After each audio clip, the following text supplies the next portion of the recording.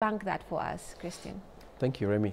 So through our Financial Fitness Academy, one of our training areas we focus on budgeting, okay? So if you don't know what your expenses are, then you'll not know how to meet them or even whether you can actually save. So the first principle is basically write a list of what your expenses are. It's tedious, I know most people don't want to deal with that, but first write down and see what are my needs, what are my wants. Then from there you can see what can I do without, okay? So from there you'll actually realize that there is something everybody at any income level can store away. It could be 10 shillings, it could be 1,000 shillings, it could be 100,000 shillings. Someone can find always a place where they can save, okay? Reduce on this and you see actually money working around to meet your other needs. I see. And how do you get there, of course, psychologically? Like you said, some people don't want to get to the tedious means. They just want to say, I'm saving. But how important is it rather to take stock? Okay. So as I said earlier, unfortunately, most of these financial skills were not taught in elementary or secondary school or even university. Because even what I did basically tells us how to make more money. Nobody teaches you how to manage the money that you have. So if you get the practice, and we want to train people with this, as I've said, this year already we are almost above 5,500 people. We have impacted them, and we do believe the viewers who are watching this have actually started practicing what we taught them. And we want to increase that number across the country, across the counties, and to train people how to manage the little that you have. And a good example you see from the SME sector, look at your mama boggers. They wake up very early, they sell, they buy their goods, they sell and make their money, and they're always able to take their kids to school and what have you. And that's not a very high income level, but you can see there's a discipline, there's a work ethic about it. So even saving, there's a work ethic and a savings ethic around it. And how have you seen people's lives being transformed from that? You know, just when they get it right, even if it's 5%, you know, what kind of transformation, not even what have you seen, do we expect to see, you know? By the way, you'll be very surprised with as little as 5% and with the power of compounding interest. You stash it aside, put in your money market fund, and that continues compounding monthly, every year, and so forth. You'll find that actually you have raised such a very big pot of investment and saving that you can now take other risks, something that you could not have thought earlier before. So once you've built your kitty, you say, now what next? Why can I put 50% of this money into something else? And you put some rental units, or you put some biashara, and that way you continue increasing your revenue streams, okay? So the power of investing is that it opens you to financial freedom and then gives you the ability to take on to more enterprises and more venues for giving you more cash flow into your pocket. Okay. Now, let's dig deeper into the money market fund. You know, how do you define it and how does it work? When you put in your money, does it grow by a particular interest? Like now by itself, of course, you have to keep on, topping up, investing rather. But, there's the aspect of interest. How does the interest grow to what percentage? And depending on what you put, like you said, the least denomination is 1,000 shillings, and for a dollar account, it's $100. So just give us those perspectives. So a money market fund is a collective investment scheme, and how it works, it's called collective because we're pulling money from various investors, putting into one pot, and then you have a professional manager who goes forth and invests that money, okay? With as little as 1,000 shillings, you're in the money market fund. With as little as $100, you're also in the fixed income fund. But what does it open up for you to? You can invest in treasury bonds, you can invest in high-grade bank deposits, you can invest in offshore investments as well, you can invest in euro bonds, you can invest in markets outside of Kenya. All are those kind of price entry points, and that is actually democratizing investment, making it affordable to the vast majority. Currently, I think you need as much as 100,000 shillings to just buy one investment in a treasury bill or bond. But now we're telling you for 1,000 shillings, you have a percentage of 1,000 shillings in a government bond, in a government treasury bill, in a high-yielding bank deposit, all at the comfort of your phone. And if you want, we'll still have the channels through the branches where you can actually manually open those accounts. So we're democratizing investments. And as I've said before, we are a key partner in this country. We have a motto that Kenya is our home, we drive her growth. And we want to come to the investing public and tell them, come to Stanbic, let's work together and we drive the growth of this country. Okay, and for that matter, there's also now more information on the literacy of handling a money market, or on the academy part, right? You can get more information rather from there. Yes. If you visit our website, which is www.stanbic.co.ke, you'll see asset management, and in there's a tab that also talks about financial fitness, how you can train you, how you can get information on our products, how you can even get loans. On that website, you'll be able to be guided on that accordingly. Okay, now again, let's break down assets. You know, and asset management. Like I said earlier, there's a very big misconception or myths around things, because for some people it's almost untouchable. And when you say it's low risk, you find some people investing in other ventures, which sometimes are not quite supportive of what they would want. So they have losses and they cannot come back from that, because they didn't have the security from the first time they did the investments, right? So when you're looking at the assets, what are you supposed to, link your, focus to, so that you safeguard your, Very good. It's unfortunately that we've had instances where people have actually been ripped of their hard-earned money. Yeah. I think just the other day, Yeah. there was another one Yeah. which was in the media. And I'd like to just tell the investing public, always request more information, okay? You should ask, if someone is paying you 30% per month, what investment is that gives you 30%? And I think what we call risk-free investments from government securities are around 16, 17% per annum. So where is this person getting 30% to pay you per month? So that's the first question mark people should ask, okay?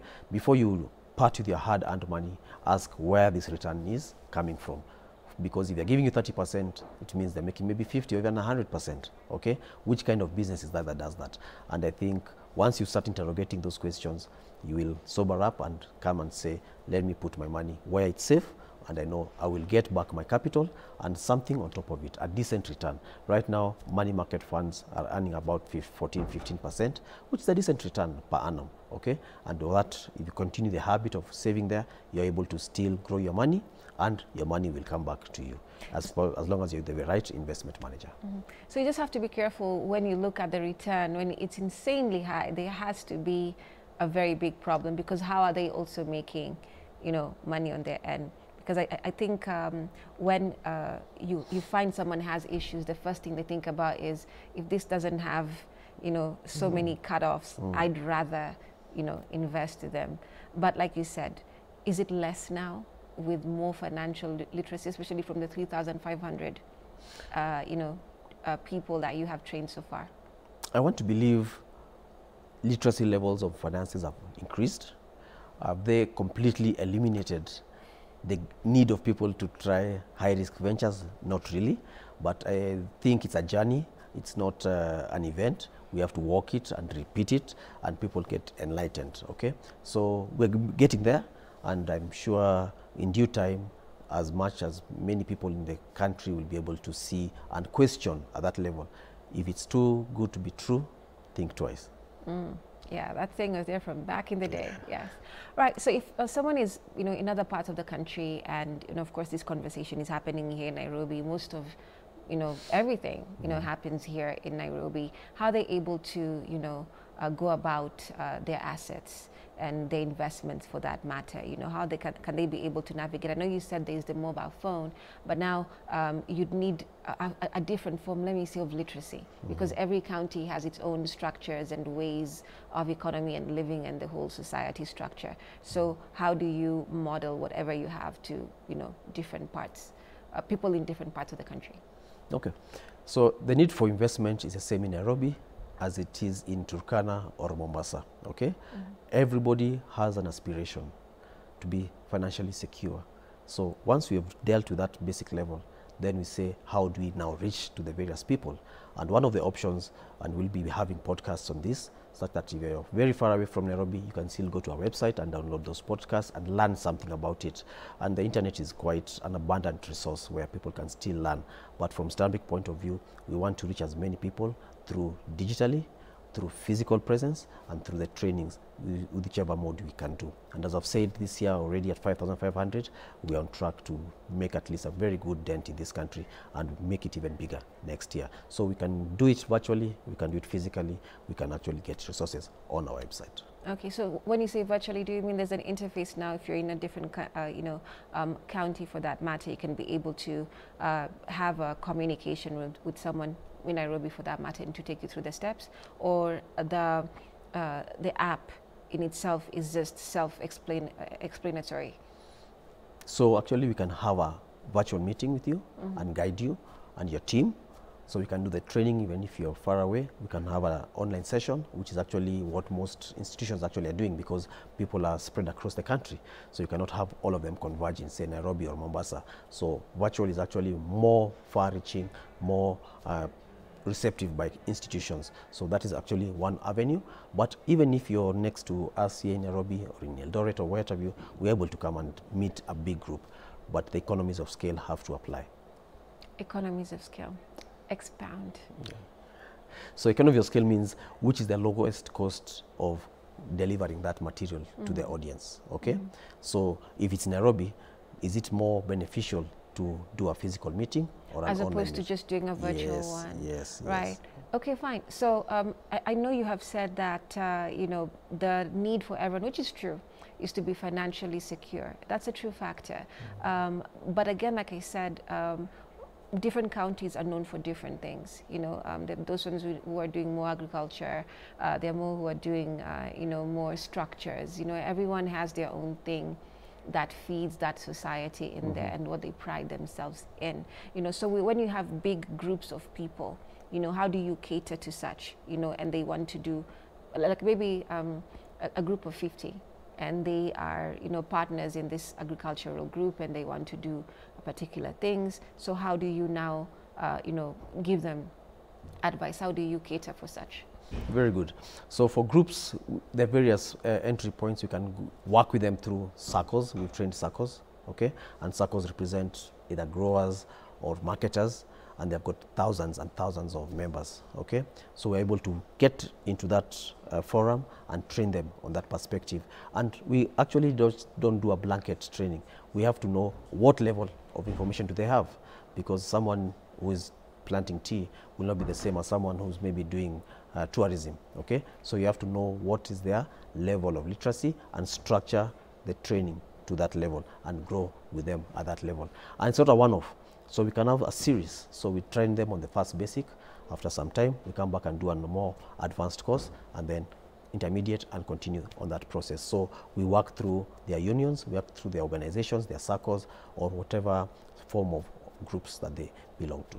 Okay, and for some, again, I have to bring it back to our culture, as Kenyans. For some, like, you process ni long, you process iko. So what would you tell someone about, or people rather, about the process of getting such things? They're very important, but kuna ile harakati ya, if this one takes time, my investment kwa hapo kwa nani will, take a minute, and it will mess with my, so how do you also cater for the immediacy, or what people think is immediate, because you're an expert, so whatever they think is immediate, you already can see, okay, if they did it this way, then it's really not as immediate as they think, but that's what they're used to doing.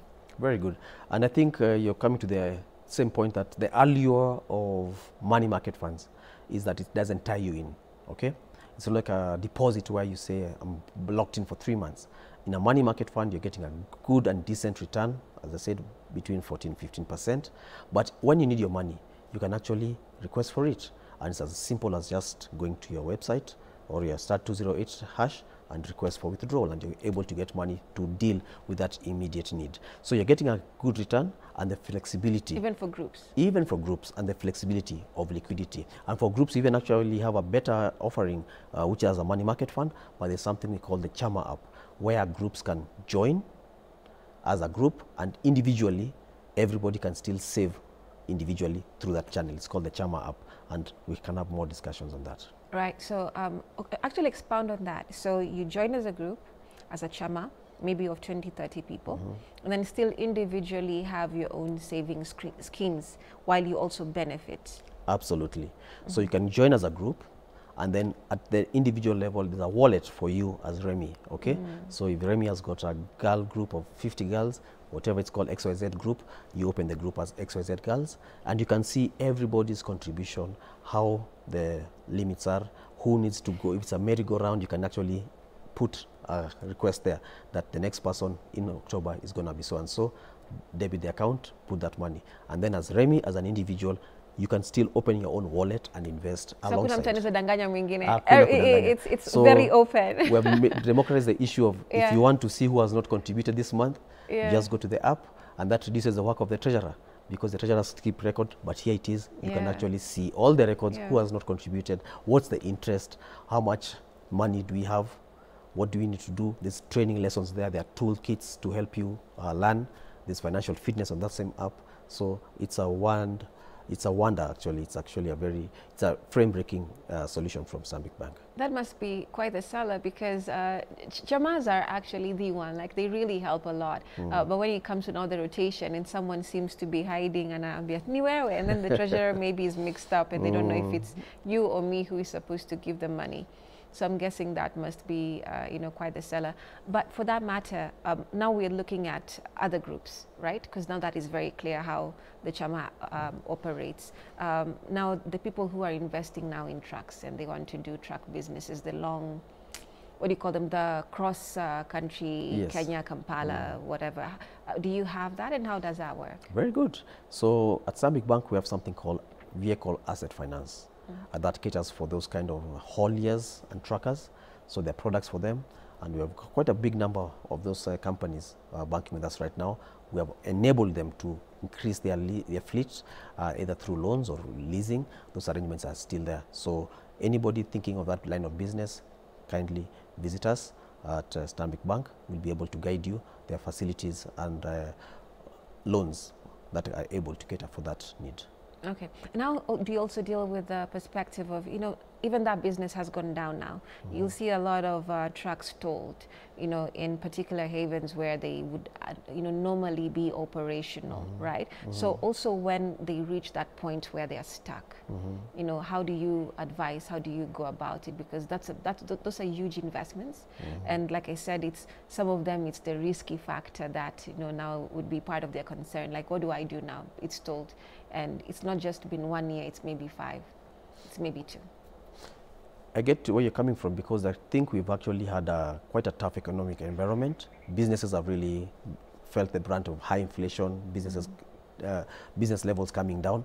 But we do advise, if you're banking with us, or your bank, whichever bank you're banking with, the first point of discussion is with your bank, okay?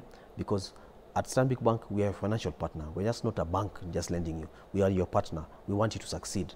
As I did say earlier, Kenya is our home. We drive our growth. So come talk to us, and we shall be able to work around that situation. We are alive to the fact that the economy has been facing some challenges, but nonetheless, how can we make you be able to meet your obligations or extend your loans or what have you? That can be discussed. But the first point is to come talk to your bank, which is the relationship manager or your branch manager. I see. All right. So as you wind up, I think maybe you just give us a perspective on the app, how it works. Is it free? Do you need to put in some money to download? Just small things, in that way for someone to understand, okay, I'm techie. Everything is techie right now. And if you're not techie, well, you have to be there. You have to get on it. So just give us that. Very good. So we have the Stanbic app, very robust platform. You can get it from your Google Play Store or Apple Store. Just look for Stanbic app and download it, and it makes your world a convenience and very flexible. You can transact from there, you can transfer money from there, you can change Forex, you can buy money market funds, you can buy all other investments that you want. So for right now, we are encouraging our customers to visit the Apple Store or Google Play Store, download Stanbic app, and it will make your life a whole new difference. Okay, and they'll also be able to see the Academy for Financial Literacy, because I'm big on that. Like, it's so important, yes. To understand your money and how and have a good relationship. Yes. So actually, if you get to our app, to link you to our website also, and you can see all our products and all our trainings, and actually everything that you need to know about how do I invest, how do I begin, how can I access a loan, how can I make investments. It guides all 360-degree view on anything to do with finances. All right. Christine, thank you so much. Thank I you appreciate very you much. coming here today, telling us a bit about yourself and the work you do, and basically what you can get in asset management, the whole picture of it. So thank you so much. We appreciate you being here today. Thank you, Remy. Thank you so much. Right, thank you so much for watching Morning Vibe. This has been Spotlight, and our Spotlight has been on Christian Mwirigi, the head of asset management at Stanbic Bank. Thank you so much for watching. We'll see you again next week, or rather tomorrow on Friday Live, tomorrow evening, that is at 9 p.m. So thank you so much for watching. Have a beautiful day. Like I said, my name is Remmy Majala.